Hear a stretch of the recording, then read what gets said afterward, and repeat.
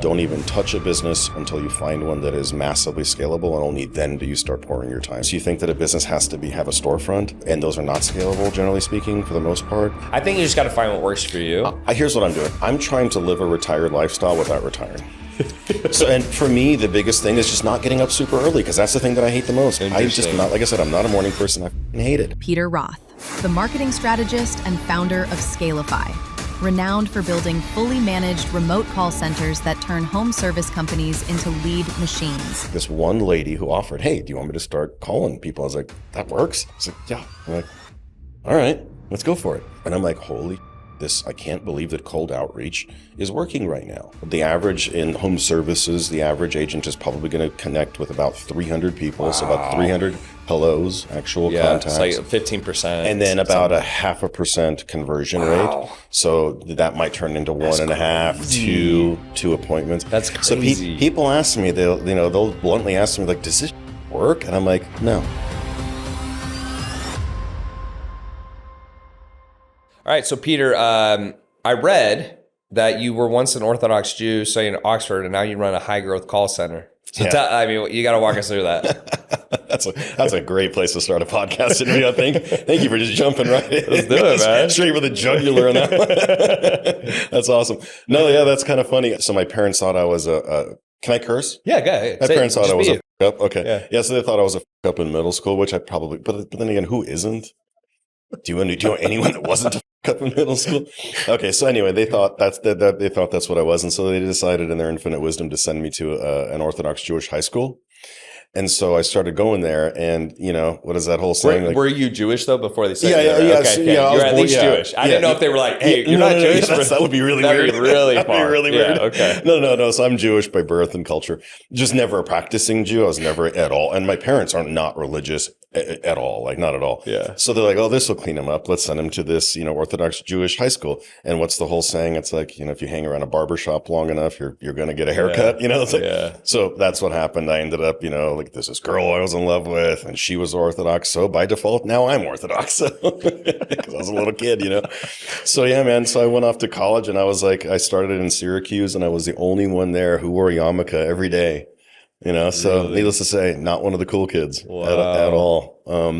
And so I did that for a while, and then I went off to Oxford. And by the time I went to Oxford, I gave up religion entirely at that point. So then I was no longer religious. So back to being a jack, I guess, to some extent. But yeah, so I went to Oxford for a year, and then went to Budapest and studied there for a little while, and finally came back to New York and finished up there. Was it awkward when you stopped being quite so religious? Like, I don't know how it is in the Jewish culture. Is it kind of like very taboo? Like, don't do that? Yes, if that's what you're surrounded with, like if your family and your other friends are that way, then for sure. But I wasn't, because like I said, my family was not particularly like observant at all. Okay. So it wasn't that big. They were just more confused as to like why I suddenly overnight kind of quit, threw in the towel. But thankfully it was not that big of a deal. Yeah. So you started your company because you need leads for your HVAC business. Is that correct? Yeah. So another wackadoo story. Yeah. So like the question of how I got into the HVAC business, I'll give you the world's quickest. I got sued into a business. Most people get sued out of a business. Yeah. I got sued into a business. So my first business ever was in the cigar industry, and I still own a cigar company to this day. Okay. So I've owned a cigar company for 24 years now. But the very first business I ever owned when I was a kid, I was 24 years old. The very first business I ever opened was a cigar kiosk at a mall in just outside of Denver. And I didn't know what the hell I was doing. I knew nothing about business. I was 24 years old, right? I was a moron. But the business worked really, really well. So well that it ended up kind of catapulting and turning into this like really beautiful high-end cigar bar. So I ended up opening up this really gorgeous, really cool cigar. Did that for 15 years. Wow. While I was there, even though my landlord very much knew that it was going to be a smoking place, like obviously he was aware of that, neighbors were complaining about smoke getting into their space. So the landlord tried to evict me. Turns out the story was way more complicated than that. There was a whole lot going on. There wasn't, there was two sides to every story. He tried evicting me twice. Both times I won the lawsuits. But in the process, the judge said, hey, you win, but you still got to fix the smoke situation, right? We're not totaling you up. I'm not letting you off the hook entirely. You still got to go spend a bunch of money to try to get the smoke out of the space because it is pissing people off. Fine. So I hired, some commercial HVAC companies, which ripped me off like crazy because they saw this schmuck who didn't know anything about, HVAC. So I probably spent well north of $100,000 to fix a problem that should have been fixed for probably 10 grand, but I didn't know what the hell I was doing. So in the process, I meet this guy who's like just a guy. I think he was working for one of these HVAC companies. He's hanging out afterwards at my bar where he decides to stay and have a drink with me. And he's like, hey, how about I just come work for you on the side? I think I have some ideas for you that we can do this a hell of a lot cheaper. We can get your smoke situation fixed. Fast forward, that guy and I end up becoming like best friends. Because we're hanging out all the time and he ends up doing a whole bunch of stuff for me at the bar. We become best friends. A couple of years later, he asked me, he's like, hey, your business is basically running itself. This bar is super successful. It's doing its own thing. It doesn't even need you here. How about we start an HVAC company together? I'll be the wrench turner. I'll do all the blue collar stuff. You be the white collar bro and do all the sales and marketing stuff. What do you think? And reluctantly, I was like, all right, let's do it. So that's how I got in. That's how I got into the HVAC space. I got sued into the HVAC space. Yeah, that is so. Yeah, so you went into the HVAC space, no experience. No, I didn't even know how to turn up and down my thermostat. That's all I knew. Okay, and so from there, that's kind of how you got into Scalifi, right? And so there was a bunch of twists and turns in the process, but that's what got me into like the home services space, right? That's what landed me in home services. That's what made me, because I had to build out sales and marketing for this company, which I knew nothing about. I mean, I knew sales and marketing just because I like sales and marketing, but I was no expert. This was also, almost 10 years ago, so, back then things were quite a bit harder than they are now. And so I started to have to tinker around with the usual methodologies of marketing, the standard stuff. We ended up selling that company. So we sold the HVAC company. Then I transitioned into solar. And then things got way harder because solar is a pain in the dick. Solar is extremely hard to build a business around, and it's extremely hard to generate leads around because no one needs it. Right. No one really needs solar. It's just a nice to have. But there's no urgency. There's no necessity. Is the pitch with it? You'll save money on electricity. That's it's a bill swap, and we'll save you. Okay. Yeah, we'll save money on your bill swap. Yeah, it's straightforward, and solar is a good thing for everybody. But so I had to learn how to start generating leads for my team because I had a large team of salespeople, and they were all virtual. They were all over the country. None of them were door knockers. None of them were going into the homes. They all expected leads virtual to close over the phone or on Zoom, which is very hard to do. I mean, just in general, but especially hard to do especially in solar. So I had to really quickly get my together and figure out like how this is going to work. So I tried everything. So I did, Facebooks, the Google PPCs, all the standard stuff, even like mailers and stuff like that. I did all the usual suspects that people would expect to try.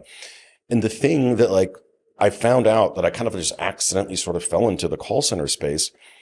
I didn't come out with the intention of, hey, let's build a call center. I didn't even know what a call center even really was. It kind of just sort of evolved because I'd started off, okay, here's the problem that everyone has. This is what I've noticed. Here's a problem that almost every business ever has the same problem. They go out and they hire a lead gen company or a marketing agency, or they do it themselves, whatever, and they start getting leads coming in from whatever channel it is that you like. Doesn't matter. The point is they're paying money for leads and it starts working. Leads start coming in, and then here's where everything breaks down. And anyone who's listening to this will probably be like, cha-ching, yeah, that's my problem. They don't follow up with leads. Right? Biggest problem across most business owners is they finally crack the code on starting to generate some leads, but they didn't figure out, oh yeah, I actually have to call the leads, right? There's that part, calling the leads. So there's the big breakdown, is in calling the leads. And we were no different. We had the same exact problem. So I was like, all right, solve this problem. So we hired this VA who was overseas. I think she was in Mexico at the time. And we hired her to just start calling back the leads, and things started turning around for us. I was like, oh, lo and behold, there you go. Call the damn leads, right? What a mystery, And this was for the HVAC business. No, now we're in solar. Okay, so now we're in solar. Okay. Now we're in solar. Got it. So we start calling the leads. Cool. Now that's starting to work. I hired another one Now, this other one, she says, hey, I'm not working 8 hours a day for you. There's not that many leads to call. Do you want me to start cold calling some people? And I was like, does that work? And she's like, yeah. I'm like, then do it. She's like, okay. So she starts doing it and it starts working. And we're like, holy. Where'd she get the leads from, if you don't mind me asking? She was cold calling. I think she was just literally going off. She was pulling the list. I don't even know at the time because I didn't even know what questions to ask her. So I didn't know. It's super rare someone would offer to cold call, by the way. Super I know. rare. Well, it's happened to me numerous times. But yeah, she was just a really sweet person. And she just genuinely she was a genuine person. Yeah. And so she starts cold calling and it starts working. Like she's booking appointments. And I'm like, holy, I can't believe that cold outreach is working right now. And so that's what kicked off the whole process was like this one lady who offered, hey, do you want me to start calling people? I was like, that works. I was like, yeah. I'm like, all right, let's go for it. And so it started working. And then we just added on another and then another. And I was like, oh, we got to get a real dialer. Like we can't have these people calling from their cell phones. We got to set that up. We should start having a script. We should start paying attention to that. Oh, we got to start managing these people because some of them are jackasses and are stealing from it.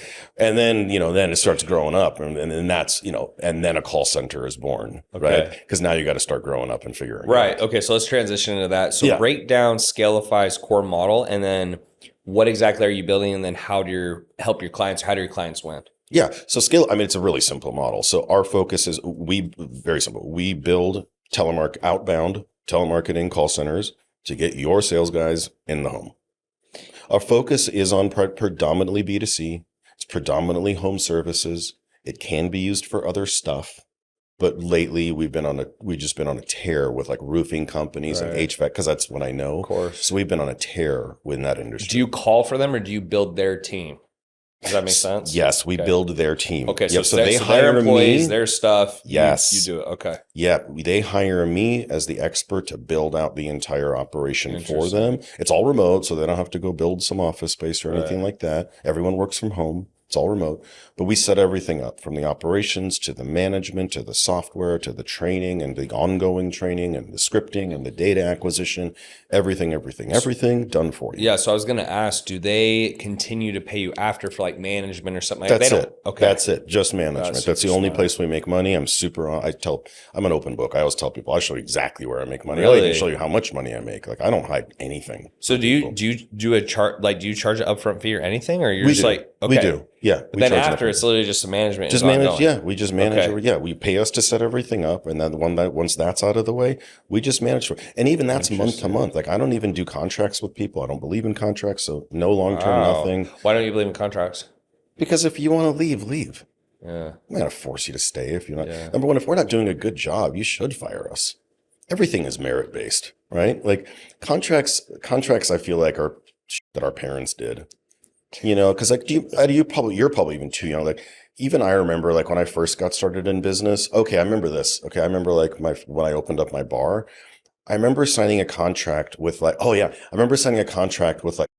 Foods or a huge net. I probably shouldn't have said that. So bleep that out, right? With blah blah blah foods and beep foods, and for like towel service, for them to bring like bar towels to the bar, and they're like, okay, it's a 3-year contract. I'm like, people do 3-year contracts. No, I've done 5-year when I sold security alarms. 5 years. Okay, there you go. So like, but yeah, like to your point, people will get locked in. That's weird, right? Like that's becoming a thing of the past. Like those are harder and harder to find now. Nowadays, it's like merit based. It's like, you don't like us, just walk. Yeah. Like I'm not going to force you. I'm not going to hold you down. The only upside I see to that is if a company goes to sell, they can say, hey, like these people are locked in. Outside of that, I agree with you. It's just like, especially if they want to get out and you're not letting them. It's emotionally taxing to say the least. Yes, I think it's just terrible for business. Anyway, that's an old business model. I never wanted to play by that rule book. So yeah, we don't do any of those nonsense contracts, nothing like that. But yes, we build out the entire system for them. If they want us to manage it, that's an option. Wow. We're very, very affordable. We'll manage it for you. If you don't, let's say maybe you got someone on your team that you think can do that for you, that's fine. We'll just build it for you and then walk away. So walk me just through, on average, I know this can vary, but on average, where are you finding the leads? Are these inbound leads or is this literally cold calling? Where are the call center agents finding the leads? Yeah, correct. Yeah. Cold calling. Yeah. Really? Yeah. So that's what we do. So when they cold call though, like, are you guys like, hey, just pick up a directory or Google this, or like, do you help them with it all? No. It's more streamlined than that. Yeah, we source data for them. So that's part of what my company does. We're in the data space as well. So clients come to us. They don't have to, again, like they don't even have to buy the data from us. So if they have an existing relationship with some other data provider, that's fine. Like I said, I don't believe in contracts. So, but if they want to buy data from us, that's totally fine. We're really damn good at it. So we'll provide them, we'll provide the agents with a big ass list, 30, 40, 50, 1,000 homeowners. I don't know if you can say where you get the data from, but just at a high level, like if someone's like, you're trying to explain to someone how you find data, like at a high level, how do you do that? So we work with the largest data providers in the country. They're wholesale only. So even if I told you the name, it wouldn't mean anything because these are wholesale. They only work with other data data providers. So data resellers. if they are getting data, like when you're getting the data, like if they're able to give you like, hey, we need people in this country, like, or this city. How are they getting the data? Is it just like from any purchaser? I honestly don't know. Like, that's interesting. Even I don't know that. I don't know where these guys, I do think that there's like, there's a company called like, and they're a wholesaler. They're crazy overpriced. I don't work, again, probably bleep that out. Yeah, sure. Yeah. The guy's got it. I don't work with them, but like there are wholesale, data companies out there that do that kind of a stuff. There's a whole, there's a mixed bag of all of them out there. But yeah, so then we work, we become kind of a reseller for them, and then we have access to their data. Yeah, it's super interesting because when I think of data, I'm like, okay, let's say they're just getting data from all over, like any opt-ins, emails, et cetera. Like that makes sense. But then how are they making sure, maybe it's just by area codes of cell phones, I don't know, but like, making sure like these are specific people and they have a specific interest. I don't know if it's that granular. So, let's say you're a roofer, right? If you're a roofing company and you hire us to build you out a call center, how are you going to get the data? Let's answer that question. So what we do is then we get into our software and then we use different types of filters to filter out and filter in the right type of homeowners that would be a potential match. So in other words, obviously geographic, right? We ask them what neighborhood they're in. So that's obvious. And then we want to filter out homes of a certain price range. So we don't want the bottom 20 percentile, but we also don't want the top 20th percentile. Those are both problematic homeowners. Bottom percentile, I think everyone knows why that's a problem. But the top 20 percentile, that's a problem too. Like ultra wealthy, number one, they don't answer cold calls. And then number two, even if they did, even if you accidentally caught them on a cold call, they're probably not going to listen to you. Right. And number two, they're certainly unlikely to book to book an appointment off of a cold call.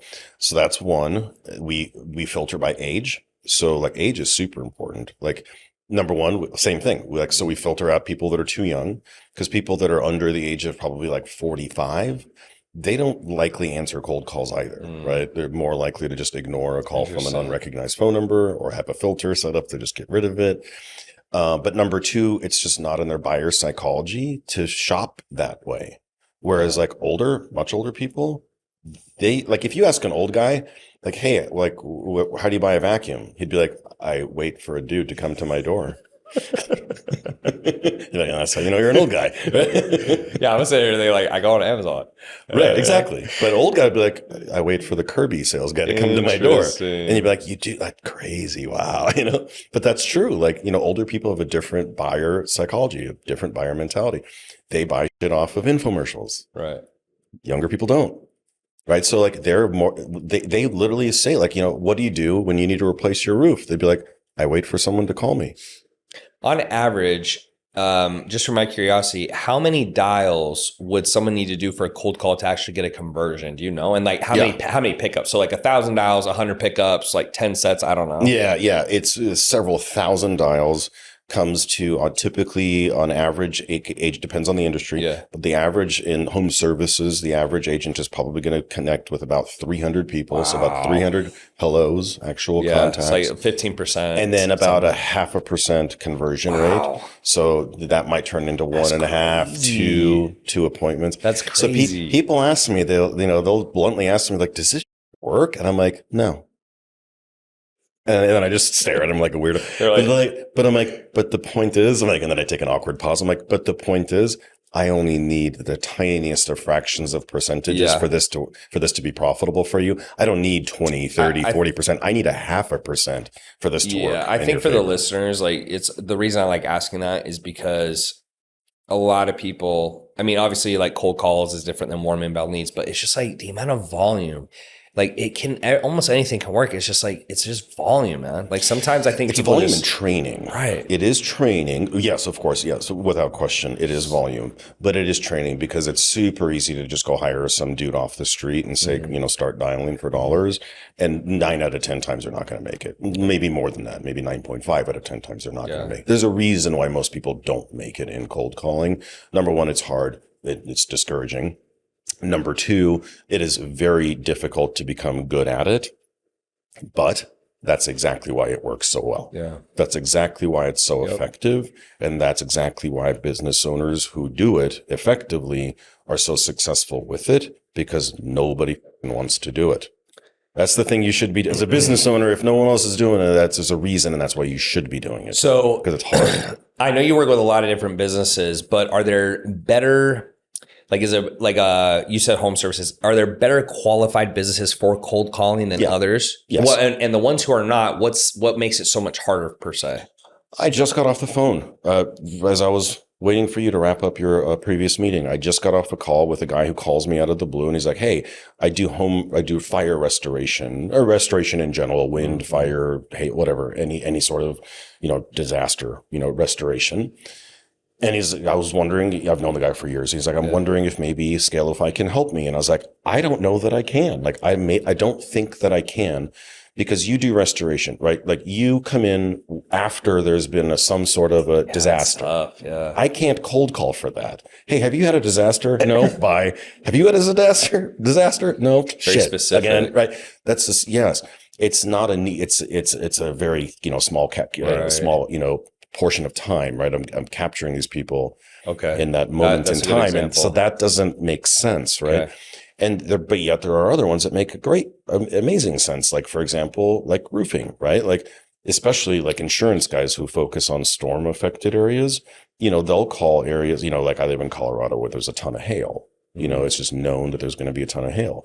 So whenever there's a hailstorm, boom, call center agents just go crazy and start calling that particular neighborhood saying, "Hey, I know there was a recent hailstorm in your area. You may not even know this, but there very well could be damage to your roof.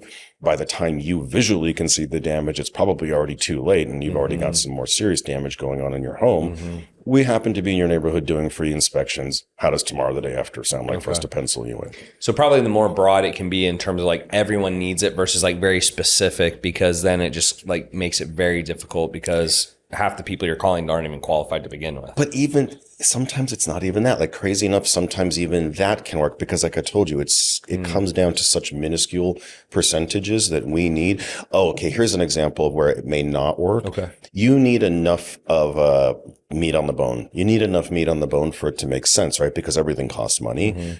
Making calls costs money. Running a team costs money. Everything costs money. So by the time you add up the cost for an appointment, and by the time you factor in all the no-shows, because some people are going to no-show on you, and then you got to factor in your closing percentage, because you're not going to close every deal. So by the time you factor all that in, now you boil it down to what your cost per acquisition is. Now you got to make sure, okay, is there enough meat left on this bone for me to actually turn a healthy profit? Right. Not everyone is in that line of a business. For example, if your average ticket is $1,000, that may be a little, actually 1,000 might be okay. But if your average ticket's a few $100, that could be tough. Too low. You may end up not turning. How do you pay the reps in dollars? 100% commission, or do some of them have bases? Or are they hourly on average? That's funny. We used to really do pay for performance stuff. Like that was, so if anyone is like wanting to like start their own call center, maybe want to give it a shot on their own, like by all means, you should give it a shot. I'll even give you some free guidance if you wanted to do this on your own. Just reach out to me. That's totally fine. But that would be one of the things that I would advise someone right now who's like maybe wanting to like, dip their toes in the water and try this on their own. Or maybe they got someone that they already know, who's like a VA and has some experience. Take this advice. Don't pay them commission based for the most part. I have almost never found it to work well because most people are wired differently than you or I, right? We're entrepreneurs. I'm pretty sure you've been one for how long? How long? Yeah, 8 years now. Yeah. 8 years now. Yeah. Okay. So, I mean, that's a long time. Me since I was 23 or 24 years old. Yeah, crazy. Long time. Yeah. So it's like, that's just, we're wired. Entrepreneurs are wired to take on risk we're okay with it because we want to reap what's on the other side of risk, which is reward. Right. And so we're okay taking on that risk, knowing that reward is potentially on the other side of it. And that's a gamble we're happy to take. Most people aren't wired like that. Most people are wired for safety and security and predictability and a standard paycheck. That's most people. And that's not good or bad. It's neither here nor there. I'm not trying to make it sound like a bad thing. Yeah. It's just that's how most people are wired, right? So most people don't have a sales job. Most people don't own their own company because it's just too risky and it creates anxiety for them. Yeah. Call center agents are no different. So for them, especially if you think about it, because like all of our agents are in Latin America, usually in Mexico, a little cheaper. They got a lot of kids, right? Yeah. They probably have a family already going. That was funny. Yeah, this is true. I'm not saying this to sound racist. It's true. Funny. It's literally true. It's true. It is true. Yeah, it's literally true. Yeah. I mean, half my guys, they all got families. Yeah. And so they can't dick around with, they can't, if they go a day or two with no sale, with no appointments booked and they make no money, they're going to freak out. Yeah. Yeah. They're going to start panicking. And that's not, and now you got call center agents who are operating from a place of panic mode. Right. That's terrible because now they're nervous and jittery and it's not good. So when you say pay for performance, like what does that mean? Because when I hear that, I am thinking commission. So what does that mean then when you say pay for performance? So like a pay per appointment. Gotcha. Same thing, not per sale, but per appointment. So that way it's a I'm little bit lower. I'm not going to pay you hourly. Gotcha. I'll pay you $30 per appointment, $50 per appointment, whatever it is in your industry. I'll pay you per quality booked appointment, but I'm not going to pay you hourly. It never works. Not never, but almost when never you pay works. them per appointment, do they have to show up or it's just in general, total appointments, even if it's a no-show? It's like so here's what I have found. So like I said, if you're taking notes right now and you want to do this on your own, this would be my advice. Pay them hourly. Find out whatever the standard hourly rate is in that country. Like I don't know, but in Mexico, typically for home services, it's anywhere from $6 to $8 an hour. Okay. Let's just call it $7 on average, $7 an hour. Pay them their $7.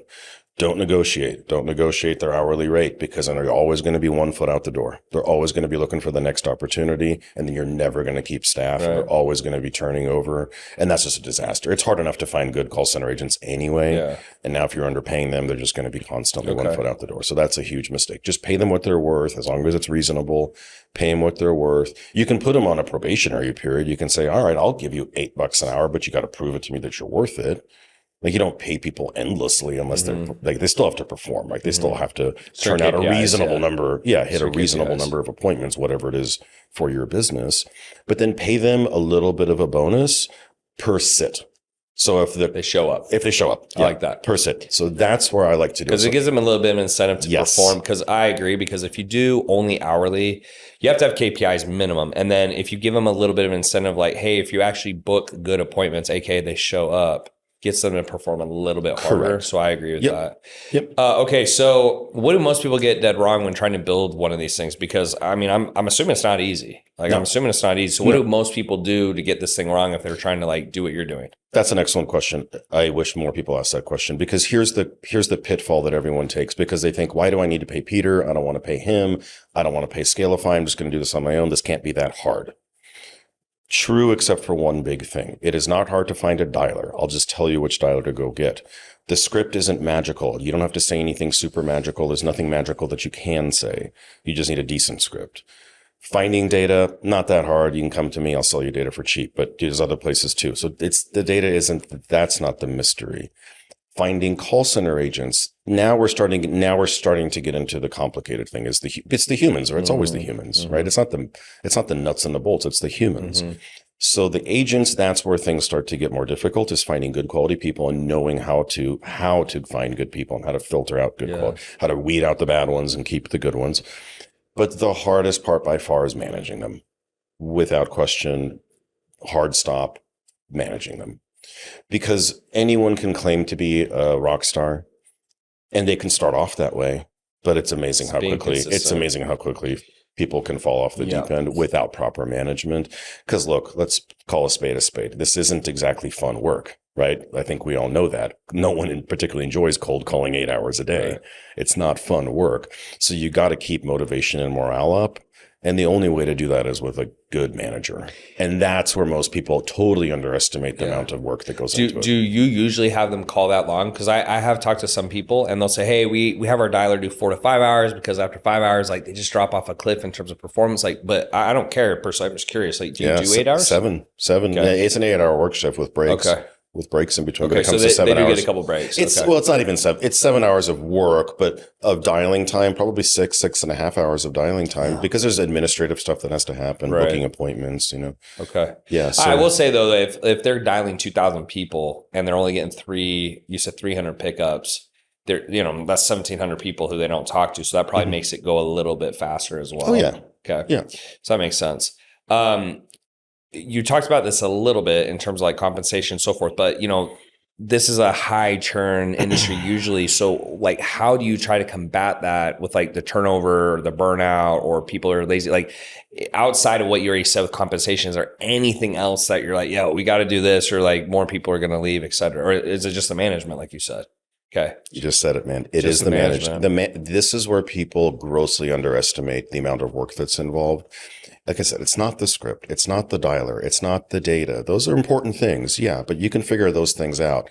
It's the humans. It's the human element in trying to combat the natural tendency of the business, which is always down because it's a hard business, because no one wants to be cold calling 7 hours a day. So you're always trying to fight an uphill battle against that. It's always a headwind, right? Yeah. You're always facing that headwind because you're trying to combat the natural unpleasantness of that job, which is cold calling. So keeping motivation and morale high, it's all management. What's the trade-off? So you go international. So when international, say Mexico, Colombia, whatever, versus US based, I'm assuming the international makes more sense for the metrics, but I'm assuming sometimes like maybe there's a language barrier, like they have a little accent or something. Like based on what you're doing, that still seems to supersede US talent because you got to pay so much more, correct?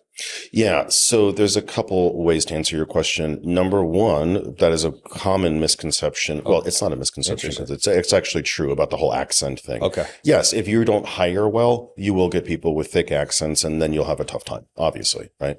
Number two, tip for anyone who's wanting to do this on their own, do not hire from anywhere other than Latin America. It's and this is just a fact. Americans just, as soon as they hear an accent other than a Spanish accent, they're very likely to hang up the phone because they just know, oh, it's a cold call, and they just hang up the phone. So there are certain, it's like Philippines or India, Bangladesh, Pakistan, Egypt, all those countries, as soon as they hear the accent, it's just click. So it's just, why even spend the money? Like, just save your money. Just don't even do it, So go to Latin America because at least 1 in 5 Americans is Latino, right? Yeah. 1 in 5 Americans. I mean, I was in Miami. It's everybody. Oh yeah, it's everybody. Yeah, that's what they are. Yeah, but U.S. wide, 1 in 5 Americans is Latino. Okay. So it's like if the average American hears a Latino accent, they don't think they're across the border. They think they're across the street. Yeah. Right? They wouldn't assume, oh, this guy must be in Ecuador. Yeah. No, they'd be like, he's just across the street. So Americans don't even hear a Latino accent at all. So that's the cool thing. Now, the other thing is if you hire right, you should have people submit a recording of of them reading a script, have them submit a recording, and you need to filter out right there. If the accent is too heavy to your liking, then just, let's move on. With that being said, like if you were to hire in the US, it doesn't make sense with the metrics, right? I'm assuming because you got to pay, let's say 15 an hour, 10 an hour, whatever, right? It can work. Work. Here's how it can work. I have seen it work. So I'm not trying to pretend like, no, you have to do it my way. That's not true. You can do it in the US.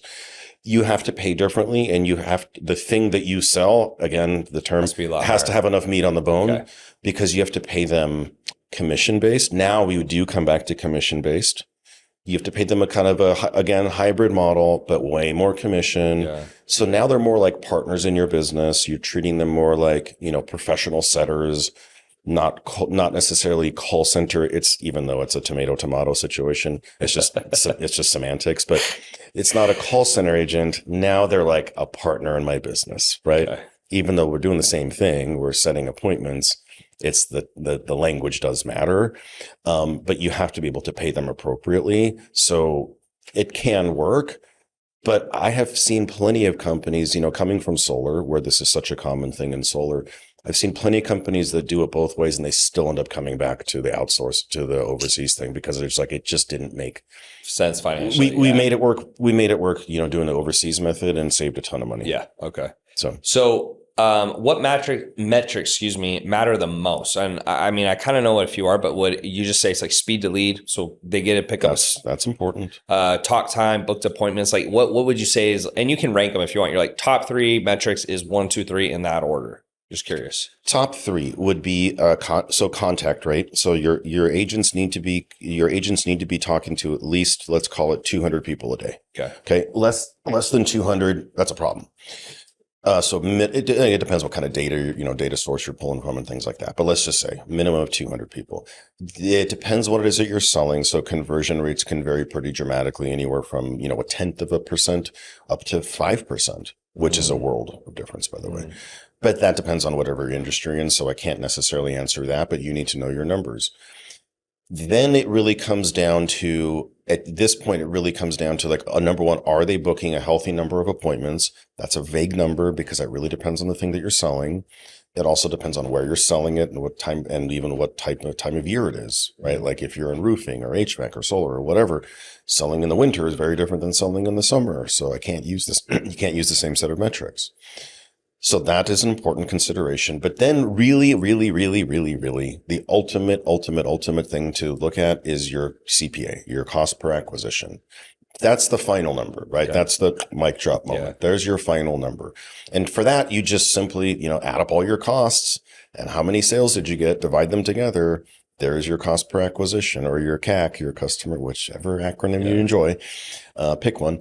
That's there's your holy number, because that's the number that tells you, hey, this is how much money I spent to acquire a closed deal. So you're, as far as I'm aware, you're a multi-million-dollar company now. What is your biggest operational challenge? And then maybe a question I should ask you as well is, do you get clients the same way you kind of build these call centers? Like, is that how you get clients? That is a fantastic question. I've been waiting for someone to ask me that question, because I've been waiting to answer it, because ironically, the answer is no. Interesting. I don't. Because I told you, not every business works for a call center. Right. And selling call centers, you can't use a call center to sell call centers. Ironically enough. So go figure, right? I'm not even my own customer. Go womp, womp, right? Yeah. I'm not even my own customer, because no, it's not. B2B is challenging for a call center. It certainly can be done, but it's not ideal. It's also, I would agree with that, by the way, because that's my space. And it's like, you're like, let's say I'm like, hey, do you want to start a business? That's like, it's like very few people like want to do that versus like, do you want to vacuum? Right. Yeah. And then the other thing that I think is probably one of the biggest takeaways is that you have to be able to find a client that is, number one, interested in the service that you're selling. But number two, most importantly, you have to have a sales team that can handle the volume of those appointments and the quality of those appointments. And when I say quality, I mean lack thereof. This may sound weird, but I'm being very honest. Cold called appointments, as you can imagine, are going to be lower quality than inbound leads, right? Mm-hmm. Duh. Obviously, we get that, right? We reached out to them. They had no expressed interest in the beginning. We had to convince them that they're now interested in booking an appointment. So there was no intent in the very beginning of it. What that means, why that's so important, is that you need to have a sales team of guys who know that, like, hey, some percentage are going to no-show. Hey, I'm going to have to work a little bit harder to close some of these deals because they didn't express interest in the beginning. I can't do that, right? Because I don't have a team of 20 guys selling call centers. I have me and 2 other dudes, right? So we're a small team. So for us, we do try to keep our leads hyper targeted and high, very, very high intent. So my lead generation efforts are truly, I run a few ads. Yeah. I talk to guys like you. Yeah. I go to a lot of conferences. I shake hands and, at a lot of trade shows and things like that. I set up booths. Yeah. That's how I'm doing most of my lead generation efforts. I'm not doing the usual stuff. Yeah, it's old school. It's old school, but it's like, it's necessary, I think, in your industry. But if you get some clients, some good clients, and then they stay on those retainers, I feel like that turns into a really highly profitable business model, right? Of course. Yeah. Of course. Yeah. I like it.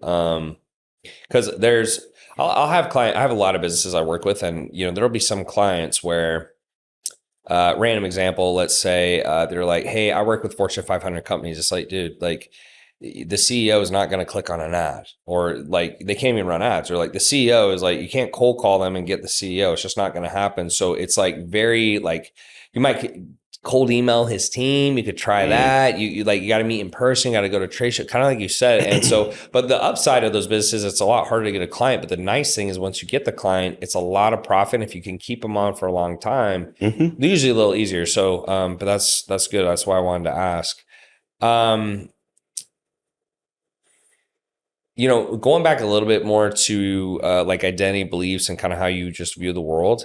Because you were an ex-Orthodox Jew, do you feel a pull towards, like structure or tradition or community like in that? Or have you found maybe new versions of that in business, or you're just not as pulled to it? Because I grew up a very like LDS background, Mormon background. Okay. And like I'm not as involved now. So just a little curious, like how that is for you at this point. I don't think religion plays any part of my business acumen, I guess, if you could call it that. I don't think it's religious based at all. I think for me, it's cultural based, I guess I would call it, being an immigrant. So I wasn't born in the U.S. I was born in Ukraine. Even I was a little kid when I moved here, so I wouldn't, still very young. So I'm definitely American. Yeah. But nonetheless, English is my second language. I wasn't born into this country, but more importantly, I was raised watching my dad, right? Yeah. And so my dad was the typical, Russian Jew immigrant who had the typical, experience of stupid question. I'm sorry to cut you off, but like is Russian still the language in the Ukraine? I'm sorry, that's probably a stupid question. I think it's I don't know, but I think it's mostly Ukrainian. Ukrainian is a different language. Is that your first language or is it Russian? It's actually Hungarian. Hungarian, okay. Yeah, because I was born on the... Keep going with that, sorry. Oh, that's okay. I was born on the border of Ukraine and Hungary. It happens to actually be Hungarian. It's like a Hungarian village of people that live there, of all Hungarians. Interesting. So I'm technically Hungarian. Wow. But then during World War II, the borders changed, so it became USSR, and then they forced everyone to go to Russian schools and learn Russian and speak Russian. So yeah, it's a whole big thing. Okay, interesting. It's a whole big thing. Keep going, sorry. So I think that I mostly identify with like immigrant mentality and immigrant culture because like that's what I was raised around, right? So I was raised around my dad having to struggle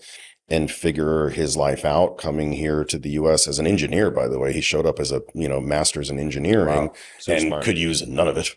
Right? Totally worthless. Could use absolutely none of it. It was literally cleaning toilets. I'm not exaggerating. Why couldn't he use it? Like, could he not get an engineering? Because he didn't speak English. Oh, yeah, he didn't speak English. Yeah, he escaped. We escaped Did he try to learn? Yeah, of course. Of course. So eventually he finally got a job as an electrician. He literally worked for a residential electrical company, got a job as an electrician, and then slowly started kind of developing his language skills, and then did the usual like Jewish thing and built a dry cleaner, and started a bunch of dry cleaners, it's either Koreans or Jews. I like how you said that, bro. Yeah, totally stereotypical. It's hilarious. So that's, and then dude, you're going to love this. When I was a young teenager, my dad, of all things, bought a distressed bowling alley, a 40-lane bowling alley. So I grew up in a bowling alley. Oh, it gets better. It was like an all-black neighborhood. Oh man! So I'm this like little Jewish kid who was totally raised by older black dudes in a bowling alley. Oh my god! So I play a mean game of pool. I'm just telling you right now. So hilarious. Because it was like pool tables everywhere with this. So I played a lot of bowling and a lot of pool. So was there any reason he went that direction? Like he's just that's again the entrepreneurial spirit, man. Like my dad just saw this distressed bowling alley that had been bank owned. Because the previous owner had, foreclosed on it or whatever, at least the real estate, given it back to the bank. And it was just sitting with the bank for I don't know. I was a little kid at the time, a long time, I guess. My dad came in and got it for cheap or whatever and cleaned it up and turned it into this great place until there was a gang shooting and everything up for everybody. Okay. So I'm just curious, like, do you have a North Star you're kind of chasing, like freedom, legacy, like you're just proving something to yourself? Is this just like a business for you? Like, I don't care per se. It's just I'm always interested in how people think. I don't know, dude. I don't. Is that bad? No, it's not. No, I don't have some like really inspiring answer. Just what motivates you to like do this, I guess. I think I just really love business. Yeah. I just really, really, really love it. There you go. Maybe to me, it's a hobby. To me, like this is my fun thing. Like if I'm not doing like my actual fun hobbies, I actually prefer just sitting at home and working on my business. I love businesses. That's my thing. Yeah. When I played sports, I was, from 12 to 22, I played sports. I want to play in the NFL, American football. And when that ended and I was going to be an engineer, I was petroleum engineering. And man, I was like, bro, like this just cannot be the rest of my life. And what I've realized, at least for me as a person, I just love intellectual stimulation. That's why I do this podcast. That's why I like businesses. And so business to me, what I like is it's always changing. It's always different. And so that's what kind of keeps me excited versus the same thing every day, 24/7. Like I just couldn't do that. So that, we're probably a little similar in that aspect because that's what I like about it. I think you put it well, the challenge, right? Yeah. Maybe I just didn't even think about it until I think you just said it. And I think you have a really good point. Because I'm always being asked by friends and stuff like that, like, hey, what would you do if you sold your company today and just retired and, rode off into the sunset? I'd be like, I would start another company immediately. I would do something immediately. I cannot imagine myself just playing golf every day. That sounds fucking miserable, honestly. Yeah. I love golf, but I could not imagine doing it every single day. Not only that. So no, I would immediately work. So do you have any, you may not, but I just always like to ask because I think listeners are always interested. Do you have any non-negotiable habits or rituals that you do? It's like, whether it's working out or meditation or, like to-do lists. I don't care. I'm just curious. Like, do you have anything like that? No, I guess I'm not that type of a person. I'm just, I don't do that. I don't believe that like you have to do this and you have to do that. I always joke. I think Hormozy even says it. He's like, you can actually get rich without cold plunging, right? No, I would say that to him, like, you can get rich without cold plunging. Like, that is a thing. It's okay. Without waking up at 5 a.m. Right. Oh, I don't wake up at 5 a.m. Right. I actually wake up at like 8 or 8:30. Really? Yeah. Is that weird? No, I mean, that was so funny. I saw this post literally on Facebook. It was literally 2 days ago. And some dude just posted like, what time do you guys wake up? And I was the only guy who said like 8:30 and I don't give a Everyone else is 4 a.m. flexing their 3 a.m., 4 a.m. I was like, I don't even fucking sleep. I put 8:30. I'm like, this is ridiculous. Why is this a flexing The thing concept? is with that is what people forget to mention is like, like whether you wake up at 8 or you wake up at 4, you still need the 8 hours of sleep or give or take, right? You need to sleep. So it's like all that means usually is like it's bedtime when you're going to bed later. I personally like it just because like I like getting up early only because like especially Pacific time, like if I don't get up and go to the gym, I probably won't later in the day and then I have my day going. So it's like it's really just more like utilitarian for me. Some people it's like if you wake up at 8 but you go to bed at midnight, it's the same thing technically as going to bed at 9 and wake up at 4. So I'm kind of with you on that where I'm just like I think it's a little weird, but if it's like good for your routine, great. But I don't think there's anything magical per se. Do you want to know what I started doing now? Yeah. As of literally 2 weeks ago. What? I now start my workday at get this 11 a.m. Really? 11. Okay. Why? Well, I have a gym at home. Okay, fine. Yeah. Cool. That's nice. I do have a gym at home. And I find that because I'm not a morning person, I think we've already figured that part out. Not a morning person. Not that I'm up at night partying because I don't do that either, but I'm not a morning person. And so I found that like when I wanted to work out at home or just work out, and I figured, okay, I got to start my work day at 9 o'clock. Now I got to be up. Now I got to be up at 7, and that my brain just doesn't function at 7. Everything just broke down. I was like, I would just force myself to get up, and I hated life, and I hated myself, and I was just in this constant state of just being pissed, Yeah. And then one day I was like, well, wait a minute, this is really stupid. Like, I really don't have to work 8 hours a day. I just thank God I don't have to do that now. So I'm like, I can put in 6 hours, and that's actually plenty. So I work 6 hours. I'm usually done working by around 6 or 7 p.m. But I will start my workday at 11, which means I get to wake up, guess what, whenever the I want. And I hit the gym whenever the I want. Yeah. And and I'm in no rush, and there's no anxiety, there's no hurry, there's no nothing. Ever since I started doing, like I said, it's only been a few weeks. Ever since I started doing that, my quality of life has skyrocketed. Interesting. I feel so much better every day because I get to just wake up and just be a lazy ass for like a half an hour to an hour, do whatever the hell I feel like doing. And then I go to the gym because I'm like, well, I'm bored. I don't have my meeting starting until 11 o'clock. Might as well go work out as opposed to having that obnoxious pressure of needing to work out. Right. Now it's like, well, I got time, so I might as well. That's a whole different mentality. So I might as well. Do you have any issues with managing? So I don't know if when you build teams, you hire someone to manage the team, or your actual internal team is managing? Who's my internal team? Okay, so like I'm assuming you're not that involved in that, correct? So to an extent, sure. Okay, so yeah. by waking up later, does that kind of mess with that? No. Why not? Because I'm not the main guy. Gotcha. Okay. Yeah, I've got main guys who that's their main thing. Okay. My main side of things is sales and marketing. Gotcha. Sales and marketing is my main bag. Okay.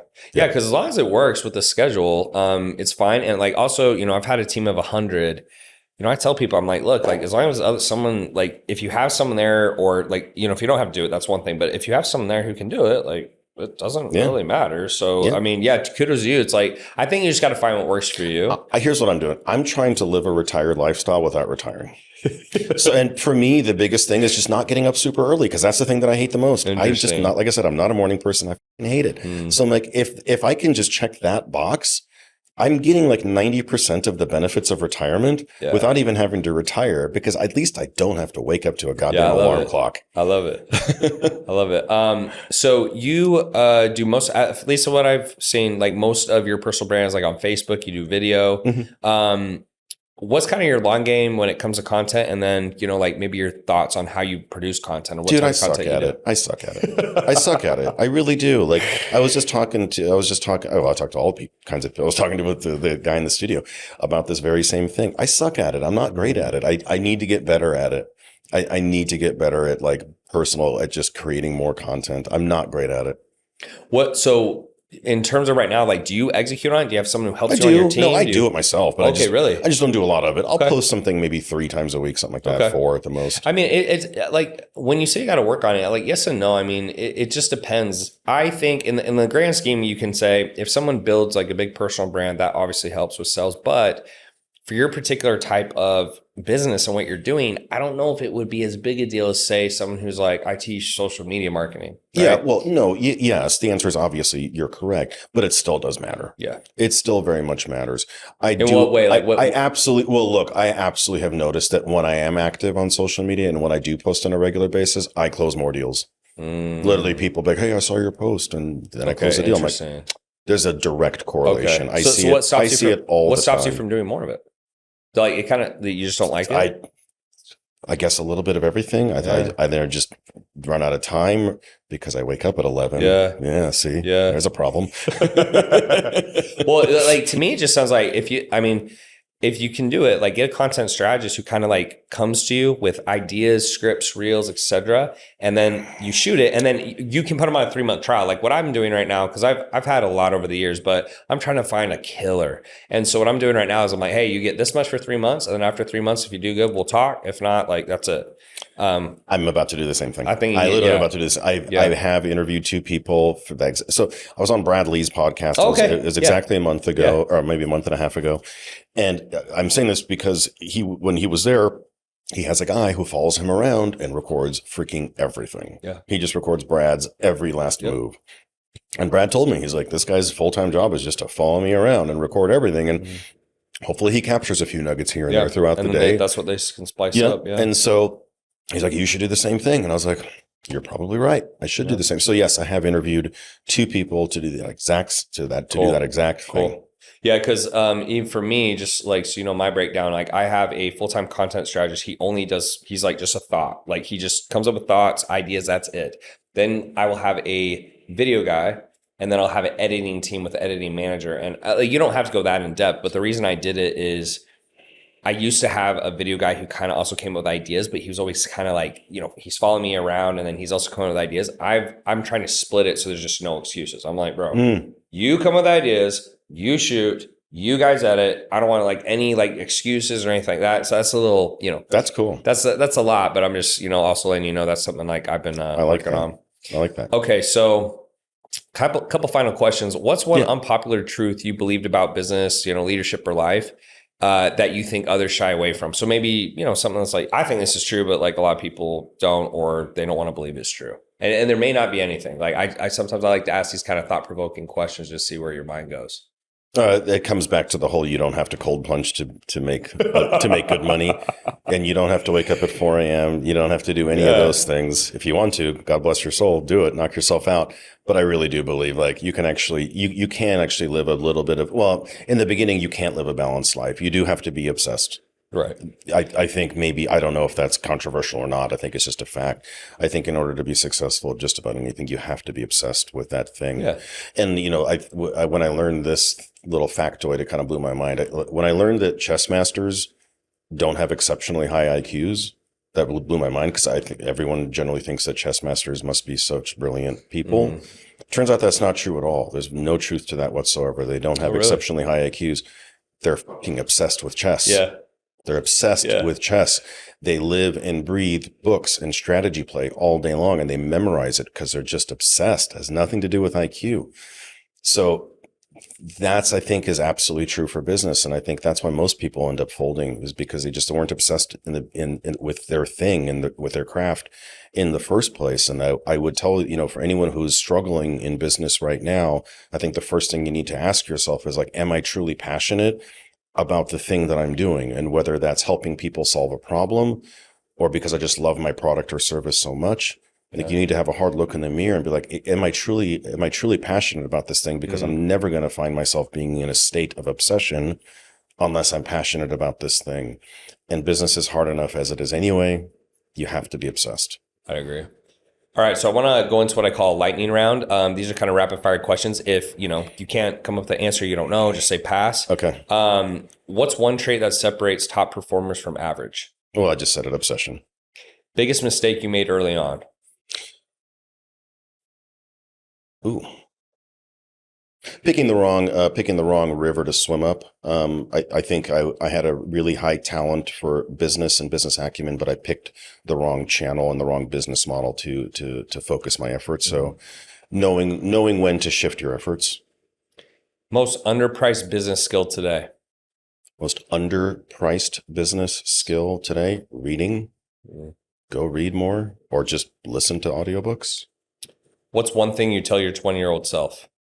Scalability, always focus on a business that can scale. That was a huge mistake that I made as a young person. That's why people get into like restaurant business and the bar business, because it's like you think that, well, if it's businesses only exist if I see them on a storefront USA, if I see them in a shopping mall, on a strip mall, those are the only businesses, right? We're kids. We don't know. We think there's like 3 jobs in the whole world: fireman and president of the United States. And right, you don't know about, you don't know what you don't know. Yeah. And so same thing with business. You think that a business has to have a storefront, right? And those are not scalable, generally speaking, for the most part. So scalability, I think, would be the biggest thing I would kick myself. It'd be like, don't even touch a business until you find one that is massively scalable, and only then do you start pouring your time and heart into it.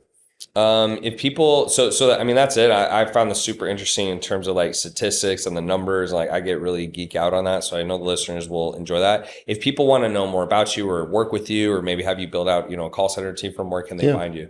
On my website, it's scalifico.com. So SCALIFYCO.com. Scalifico.com. Cool. Well, bro, thanks for being on here. I can't wait to see where you go. I appreciate it.